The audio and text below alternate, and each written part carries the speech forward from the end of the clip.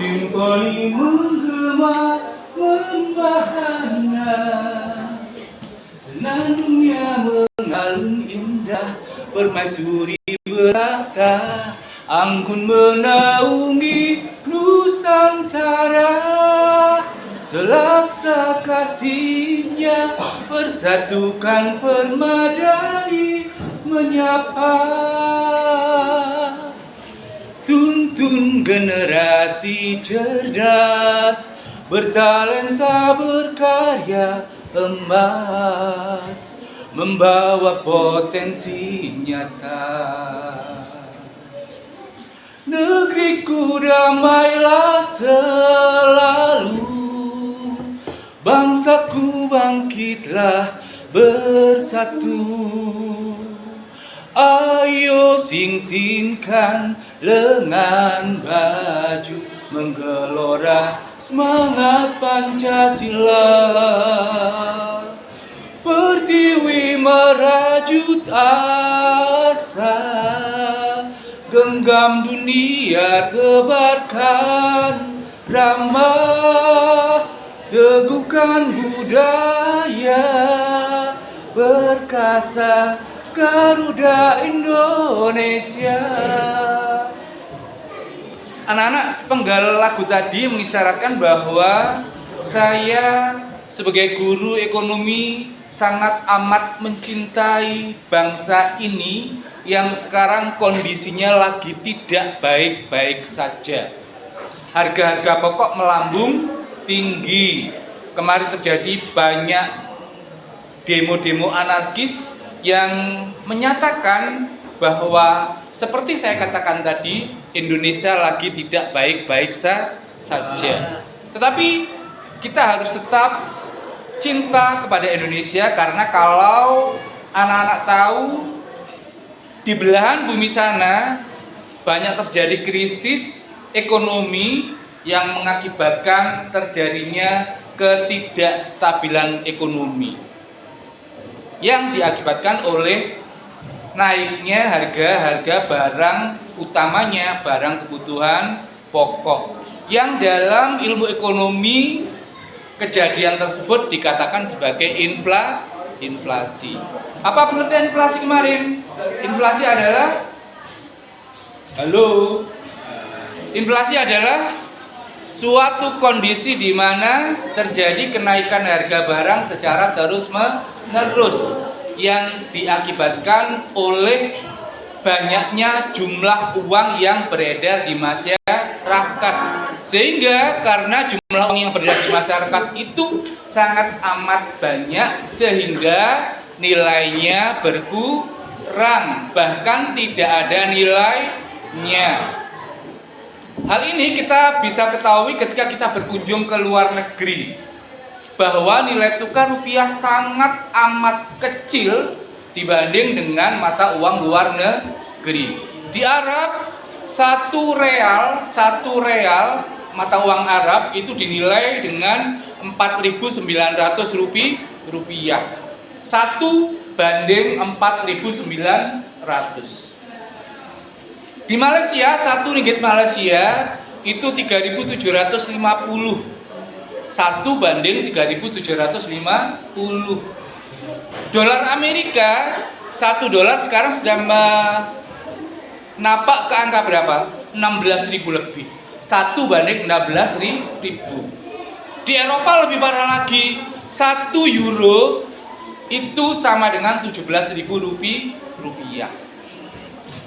Sehingga ketika terjadi inflasi, pemerintah melakukan suatu policy atau kebijakan yang dinamakan kebijakan moneter dan kebijakan fiskal.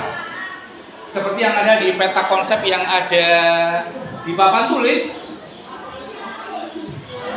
bahwa cara mengatasi inflasi ada 3, yaitu kebijakan moneter, kebijakan fiskal, dan kebijakan sektor real. Kita bahas satu persatu. Yang pertama ada kebijakan moneter, di mana kebijakan moneter definisinya adalah policy atau kebijakan yang dilakukan pemerintah untuk mengendalikan jumlah uang yang beredar di masyarakat. masyarakat. Mengendalikan jumlah uang yang beredar, karena pada pokoknya, pada intinya satu, bahwa inflasi adalah terjadi karena jumlah uang yang beredar itu lebih banyak daripada jumlah barang. Tujuan dari kebijakan moneter yang pertama adalah untuk menjaga stabilitas ekonomi. Jadi pada saat jumlah uang yang beredar di masyarakat, uang itu tidak ada nilainya. Ketika uang tidak ada nilainya, perekonomian jadi terganggu atau tidak stabil. Sehingga dengan kebijakan moneter, pemerintah bisa melakukan suatu kebijakan yang bisa menjaga stabilitas ekonomi. Yang kedua dari tujuan kebijakan moneter adalah meningkatkan kesempatan kerja, di mana kesempatan kerja ini diperoleh apabila kondisi ekonomi suatu negara itu dalam kondisi stabil. Kemudian memperbaiki neraca perdagangan dan memperbaiki neraca pembayaran. Itu adalah tujuan diadakannya kebijakan moneter. Kemudian jenis-jenis kebijakan moneter ada dua, yaitu kebijakan ini ekspansif dan kebijakan ekspansif dan apa? Ekspansif dan kebijakan kualitatif. Kebijakan ekspansif itu salah satunya yang dilakukan pemerintah adalah menurunkan tingkat suku bunga, membeli surat berharga pemerintah, menurunkan cadangan wajib, dan kebijakan kredit yang longgar.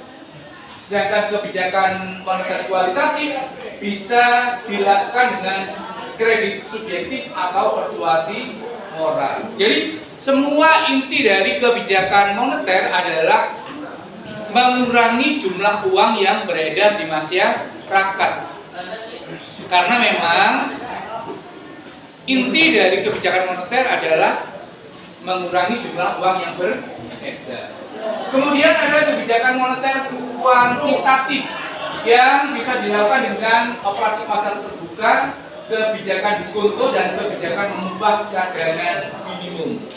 Kebijakan diskonto adalah kebijakan yang dilakukan pemerintah untuk menaikkan atau menurunkan tingkat suku bunga.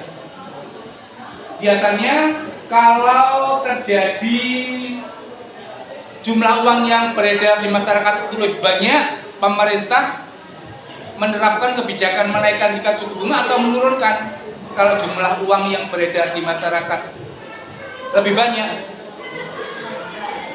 yang dilakukan adalah menaikkan tingkat suku bunga. Agar apa?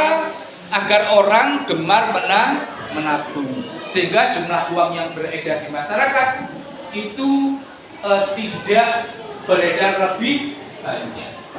Selain kebijakan moneter, ada kebijakan fiskal, yaitu kebijakan yang dilakukan oleh pemerintah dalam hal penerimaan dan pengeluaran negara. Biasanya kebijakan yang dilakukan oleh pemerintah untuk penerimaan dan pengeluaran negara adalah meningkatkan pajak. Ini juga dilakukan pemerintah untuk mengurangi jumlah uang yang beredar di masyarakat. Instrumen kebijakan fiskal ada kebijakan ekspansif, yaitu menaikkan pengeluaran pemerintah, menaikkan transfer payment, dan menurunkan pajak. Itu salah satu yang dilakukan oleh pemerintah dalam hal kebijakan fiskal. Manfaat kebijakan moneter dan kebijakan fiskal yang pertama jelas meningkatkan stabilitas perekonomian, karena pada saat terjadi inflasi itu perekonomian negara seperti saya katakan tadi tidak baik-baik saja atau tidak stabil. Kemudian manfaat kebijakan moneter dan kebijakan fiskal adalah mengatasi pengangguran dan menambah kesempatan kerja dan terkendalinya inflasi. Fungsi dari kebijakan fiskal ada fungsi alokasi, ada fungsi distribusi, dan fungsi stabilisasi. Sedangkan instrumen kebijakan fiskal ada pajak, ada subsidi, dan ada belanja pemerintah, dan ada pinjaman publik. Semua bentuk dari kebijakan fiskal dan kebijakan moneter ini adalah sesuai dengan Undang-Undang Dasar 1945 bahwa tujuan diadakannya negara ini adalah untuk meningkatkan kesejahteraan masyarakat. Karena apapun itu, apapun yang terjadi di Indonesia, meskipun Indonesia lagi tidak baik-baik saja, kita tetap akan tinggal di Indonesia. Karena tanahku yang ku cintai, engkau ku hargai. Sehingga tetaplah menjadi bagian dari negara Indonesia, karena Indonesia adalah tempat di mana kita berpijak. Sehingga terjadi inflasi, terjadi krisis ekonomi, kita masih dalam kondisi baik-baik saja. Karena Indonesia sebagai Zamrud Khatulistiwa adalah negara yang penuh dengan barang substitusi, yang tetap gemah ripah loh jinawi, murah kang sarwo tinuku, subur kang sarwo tinandur. Demikian penjelasan dari cara mengatasi inflasi. Semoga kita bertemu dalam pembelajaran berikutnya dan tetaplah menjadi bagian dari Indonesia. Terima kasih. Assalamualaikum warahmatullahi wabarakatuh. Waalaikumsalam.